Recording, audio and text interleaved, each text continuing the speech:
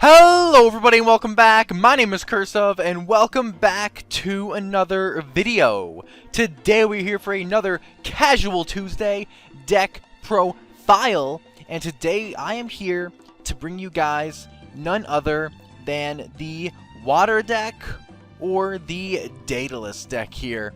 So without wasting any more precious time, let's go ahead and jump right into the deck profile. So, this very first card, being the skill card, definitely needs to have a big shout out given to Goblin of Greed, who was previously known as Giant's Bane. Because, honestly, for Water currently for this Daedalus deck, this skill is the absolute best possible skill to use, that being Shadow Reborn. We have not seen Shadow Reborn used really in any decks at this current point in time, but this deck it's actually very, very good in. And I'll basically rate out the effect here for you guys before I explain why it's so good. Basically it says, activate the skill during your main phase once per duel. You can pay half your life points and special summon one monster from either graveyard, but your opponent takes no battle damage for the remainder of the turn. So it is literally just a nerfed version of Monster Reborn as a Yami Merrick skill, and what makes this so powerful is the fact that skills do not offer a response window, meaning you can bring back your Daedalus from the graveyard without giving your opponent a chance to respond, meaning you can guarantee pop your Daedalus's effect and wipe your opponent's board, which is super, super important. So Shadow Reborn with Daedalus is a super, super powerful combo, and that is why it is the necessary skill for the Water deck. Moving on here into the monsters in the main deck, we have two copies of the boss monster himself. We have two copies of Daedalus here. Daedalus is an absolutely phenomenal card. It basically says, send one face up Umi you control to the graveyard to destroy all other cards on the field. It is a straight board wipe, not just monster destruction, not just spell and trap destruction. It is a board wipe. It is a combination of Heavy Storm and Dark Hole, but you get to keep your Daedalus still on the field, and all it costs is one copy of Umi. Why we run two is because we're going to be basically constantly sending this guy to the graveyard, so we honestly never want to draw into him. So we run two basically, so it's alright if we do draw one, but we don't run three because we don't want to draw him. And as long as you have one in the graveyard, the whole combo thing is live here.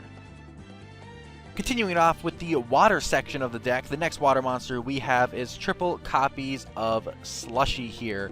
Slushy is so important because it is basically your revival for Daedalus outside of Shadow Reborn. Obviously, if your opponent outs your Daedalus after you've Shadow Reborned, if you don't have Slushy, you have lost the primary win condition of the deck. But with Slushy and Shadow Reborn, you should have access to basically 4 ways to revive your Daedalus from the graveyard, meaning you can use Daedalus' effect multiple times. You can beat down your opponent with a 2600 body, so Slushy is super, super important. Yes, it is a very weak monster being 0/0, and you do have to normal summon it to dump a Slushy, but sadly it is an absolutely necessary card, and we are required to run it at 3 to have any Water deck, especially Daedalus, function properly. Going off into the final Water monster of the deck, we have triple copies of Screech. Screech is honestly the most important Water monster in the deck because it is basically, if he's destroyed by battle, you can send 2 Water monsters from your deck to your graveyard. This is how you dump Slushies to the grave. This is how you dump Daedalus to the grave. And this is how you're going to get that whole revival train on the go with Daedalus. So it is extremely, extremely essential that you see Screech as soon as possible. This is your starter. You want to see this card in your opening hand as often as you possibly can, and because of that, you definitely need to max out on it. You're going to want to dump Daedalus, you're going to want to dump Slushy, you're going to want to try and get that whole combo and get your whole engine going as fast as possible. So Screech, very, very relevant here. I do want to mention one more thing about Screech. Obviously you guys it's pretty fair to assume that Umi is going to be played in this deck. Well, Umi actually does not buff Screech at all, because it doesn't buff all water monsters. It's sea serpents, aquas, thunder, and fish monsters. And sadly, Screech is a reptile, so that is a little important thing to note. Moving off into the non-water monsters of the deck, the first monster we have here is triple copies of Charging Gaia. Why we play Charging Gaia is basically because this deck requires a beat stick outside of Daedalus or Screech. And yes, Screech is a beat stick in this deck. I know he's only 1500, but it's relevant. It's necessary.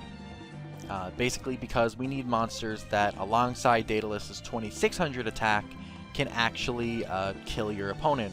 So if you get in a Charging Gaia attack, or you get in a Screech attack, and you can follow up with a Daedalus attack on a turn afterwards, you can go in for lethal damage, which is very, very, very important.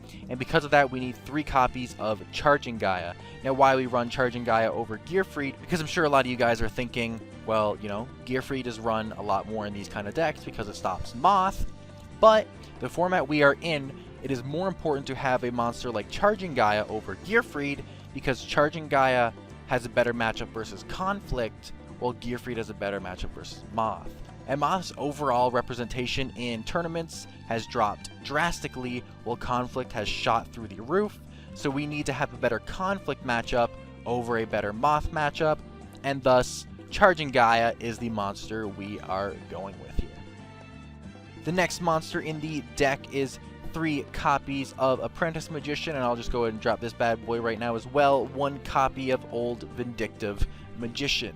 This is your Apprentice engine. Apprentice is very, very important because 1, it offers deck thinning, which is super, super important because we need to get access to Screech. We need to get access to Umi. We need to have less cards in our deck to get access to the cards that we require for our engine to run, for our combos to pop off. So deck thinning is super, super, super essential. Along with that, the Apprentice engine is the overall best stall engine currently in the game, especially in this format. So being able to flow Apprentice into Apprentice into Apprentice into Old Vindictive and eventually pop a monster is very, very important. So having access to this engine is, yeah, it's basically essential. And the fact that they are all dark monsters is also good to note. And going off into the last monster of the deck here, we have 3 copies of Sphere Kuriboh. Once again, it's a dark target. It's also a hand trap, which is super, super relevant considering Daedalus wipes the board. You don't need to have Sphere Kuriboh on the board to have it active.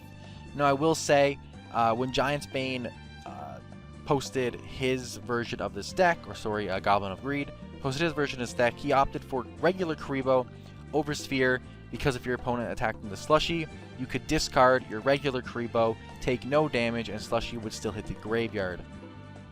Although this is important, yes, I found it just as relevant to Sphere Kuriboh, force your opponent into defense position, and then on your following turn, just spin Slushy to defense. So yeah, because the interaction basically works the exact same way, and Sphere Kuriboh is just basically always usable, well, regular Kuriboh is mainly for a Slushy combo, or if you just don't have any monsters defending you. Because of that, Sphere Kuriboh is just overall better in more scenarios, so I opted for triple Sphere Kuriboh over the regular Kuriboh. It was nice that regular Kuriboh kind of had a home for a hot second, but honestly, Sphere Kuriboh is just better. And you do need at least one of these hand traps, because you do have to be able to stop your opponent from going for the Conflict OTK. That wraps up the monster cards for the deck here. Moving off into the spell cards. You guys guessed it. We have triple copies of Umi. Umi is obviously the field spell for the deck here and combos off with your Daedalus to act as a full board wipe, which is super, super important. Along with that, it does offer a buff to your Daedalus, which is 200, and offers a buff to your Slushy and makes it 200, which really isn't relevant, but it exists. But the main reason that you need Umi at all is just to combo with Daedalus, to wipe your opponent's board, to basically take over the board presence, just take over the game and just try to beat your opponent down from there.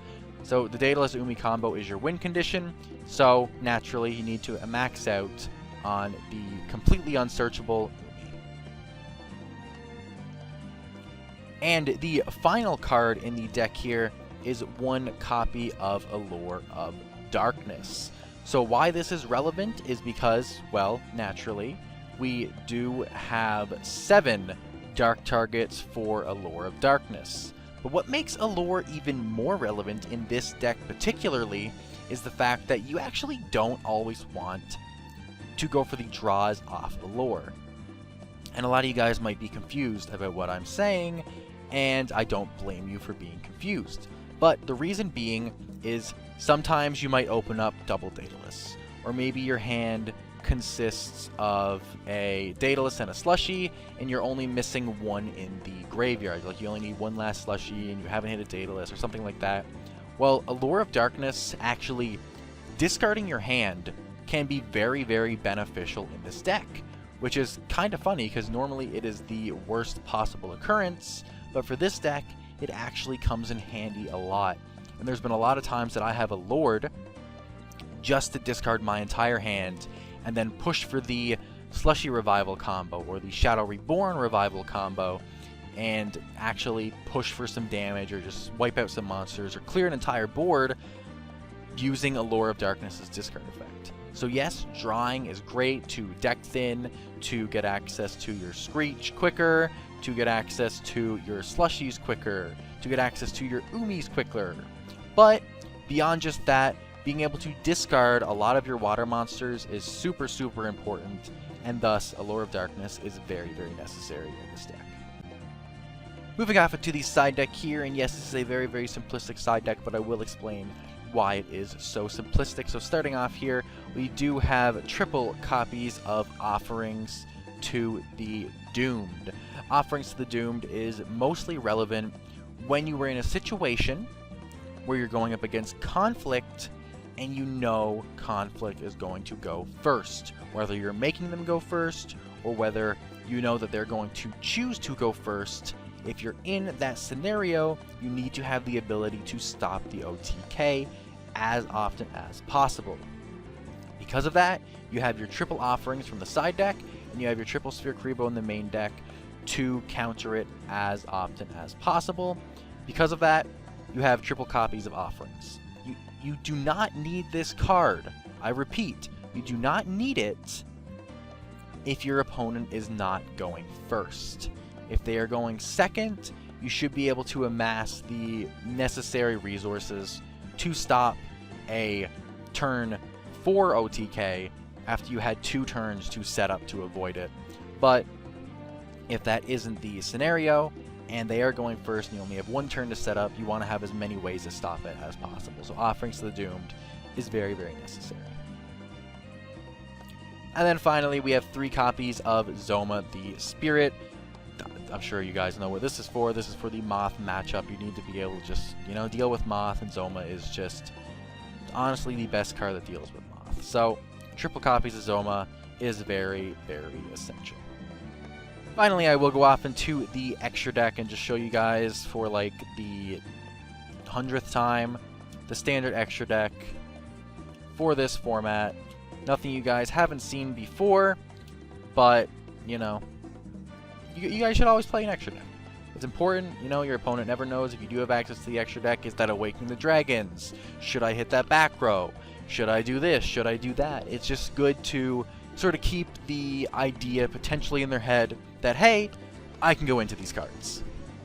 So, because you guys seem to like these combo segments of the videos so much, I am here to give you guys another combo here for this deck. This is the primary combo, this is your win condition, and this is how it basically works. I've set up the board in a scenario where you are in a good position, so I basically set it up so the combo will work. This is just like a hypothetical where you set Screech turn 1, they ran over your Screech, you sent a Slushie and a Daedalus to the graveyard, setting up your graveyard like so. And you have your 3 cards from last turn, you have an Umi in your hand, and you are ready to go here. So basically all you need for the combo is a Umi and a Screech. These are your two most important cards. So what you're going to do for this combo here is you are going to activate your Umi in the field spell zone, and your opponent is going to be like, okay, he has no monsters on board, I'm not going to respond to that Umi, it's fine. And they let your Umi activate, which is their mistake. As soon as your Umi's on the field, you are guaranteed to pop off this turn. At this point, you are going to flip up your Shadow Reborn, pay half your life points, and special summon your Daedalus from the graveyard. You might be like, well, why are you guaranteed to pop off? Well, they didn't respond to your Umi, so it went back into a open game state where only you can make the first action. You activate a skill, which is also only an open game state, so they still have no opportunity to respond because they did not respond to your Umi. You special summon your Daedalus to the field here, no opportunity to respond. You then activate your Daedalus's effect, sending Umi as cost, so they cannot pop your Umi prior to you sending it to the graveyard, and then you activate Daedalus's effect to clear the entire board. Yes, they can offerings your Daedalus here, but Daedalus's effect still will resolve. You still will wipe the entire board, so even if your Daedalus is in the graveyard after this, you're still in a great situation. And if your Daedalus isn't in the graveyard, well, your opponent has their entire board wiped. You still have 3 cards to play around with in hand, and you have a Daedalus on the field here. You cannot deal any damage this turn, but you definitely control the board now, and you are feeling very good. So, I hope you guys enjoyed this Casual Tuesday deck profile. If you guys did, please hit the like button down below and also consider subscribing. I'll be doing these casual deck profiles every single Tuesday up to the release of the Battle City box. So, if you guys are looking for some fun decks to potentially jump on Dueling Book and mess around with a little bit, this is definitely the place to be. I make sure these decks are as competitively viable as possible, even if they're not competitive decks. So, if that interests you at all, I highly recommend hitting that subscribe button and sticking around. But anyway, I'll catch you guys, not tomorrow, but the following day for another video. That's a wrap, guys. Peace.